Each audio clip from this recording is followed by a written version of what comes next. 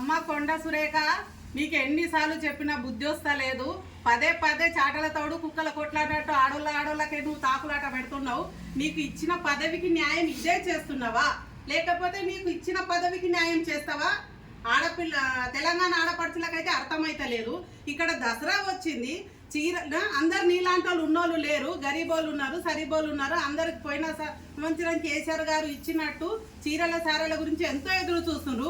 దాని గురించి ఒక్క మాట కూడా మాట్లాడతలేరు నీ రేవంత్ రెడ్డి అన్న. నువ్వు పుకట్ గొడవలు వాళ్ళ జీవితాలతోటి ఆటలాడుకున్నప్పుడు ఇప్పుడు సినీ పరిశ్రమను కూడా నువ్వు పేరు తీయడము, ప్లస్ ఈ రాజకీయం సరిపోతుంది లేదు అన్నట్టుగా మా ఆర్ఎస్ ప్రవీణ్ సార్ గారి పేరు తీయడం అంటే నీకు ఇచ్చిన కుర్చీకి ఇదే నన్ను న్యాయం చేసేది? గట్టిగా కూర్చున్న కుర్చీకి ఏం న్యాయం చేయాలని ఆలోచిస్తలేవా? పదే పదే ఇవే పనులు గింట చేసుకుంటుంటే మట్టుకు మర్యాదగా చెప్తున్నాము, మేమందరూ తెలంగాణ ఆడబిడ్డలము.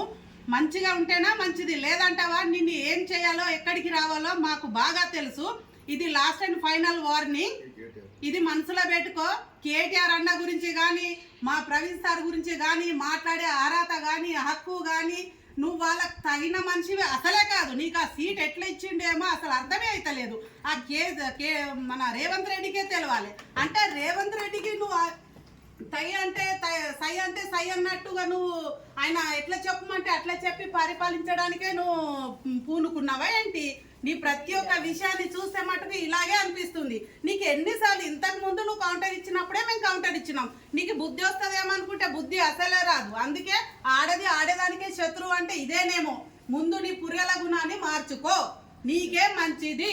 జై తెలంగాణ.